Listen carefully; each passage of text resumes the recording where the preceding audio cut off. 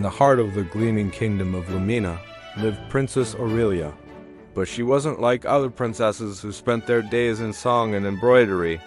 No, Princess Aurelia was a healer, a doctor, whose greatest joy was mending the sick and injured. Her clinic, nestled in a quiet corner of the palace gardens, was open to all, from the highest noble to the humblest farmer. Her father, the kind old King Theron, beamed with pride. He saw in his daughter not just a royal heir, but a true queen of the people. But where there is light, shadows often lurk. The king's chief minister, a man named Malachor, watched the princes with a venomous envy. Malachor was a man of sharp intellect and even sharper ambition. He craved the throne for himself and saw the beloved princes as the only obstacle in his path. He knew he couldn't challenge her popularity openly, so he began to weave a web of deceit, as silent and deadly as a spider's. One morning, a strange and terrible illness swept through Lumina. It began in the outer villages and crept steadily towards the capital. The afflicted fell into a deep, unbreakable sleep, their faces pale, their breathing shallow. Panic began to spread like wildfire. Princess Aurelia worked tirelessly, day and night, examining patients, studying symptoms, and brewing remedies. But this sickness was unlike anything she had ever seen. Every potion failed, every treatment proved fruitless. The people's hope began to wane, and whispers of a curse filled the streets. This was the moment Malachor had been waiting for. He appeared before the anxious royal court, his face a mask of solemn concern.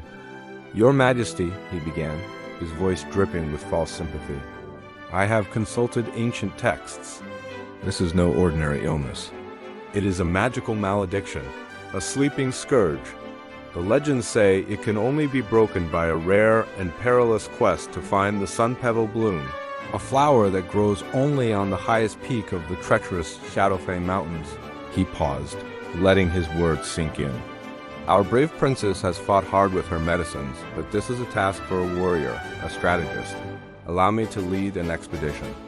While I'm gone, for the kingdom's stability, it would be wise to place the princes in protective seclusion. Her contact with the sick makes her a potential carrier, a danger to us all." The king, desperate and weakened by worry, reluctantly agreed. He couldn't bear the thought of his daughter facing the dangers of the Shadowfang Mountains, and Malachor's logic seemed sound, albeit cold. So, Aurelia was escorted to a secluded tower, her clinic locked, her medical books taken away. She was heartbroken, not by her confinement, but by her inability to help her people. Guards loyal to Malachor were posted at her door. As Malachor publicly assembled a grand, theatrical expedition full of banners and polished armor, he was secretly celebrating. There was no sun petal bloom. The sleeping scourge was his own creation, a slow-acting poison he had been subtly introducing into the kingdom's water sources, a poison for which he alone held the antidote. His plan was simple. He would return in a few weeks, claiming to have found the mythical flower. He would administer the cure, be hailed as the kingdom's savior, and with the people's adoration and the king's gratitude, seizing the throne would be a simple matter. Confined in her tower, Aurelia refused to despair. She watched the world through her single window, her sharp mind piecing together the puzzle. Why did the illness spread along the rivers? Why did it affect entire households at once? It didn't behave like a magical curse. It behaved like something ingested, something in the water. She had to escape. One night, using her knowledge of anatomy, she found the precise pressure points to non-lethally incapacitate a guard who brought her meal. Taking his keys, she slipped out of the tower, cloaked in shadows. She didn't run to her father. She knew Malachor had the court in his grasp. Instead, she went to the only place she could think of, her locked clinic. Using a hairpin, a skill she'd learned from a grateful locksmith she had once treated, she picked the lock. Inside, she felt a sense of relief. This was her sanctuary, her armory. She began her work, not with potions, but with science. She collected samples from the palace well, from the city fountains, and from the river.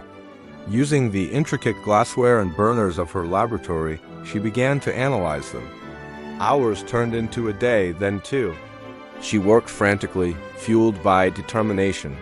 Finally, she found it.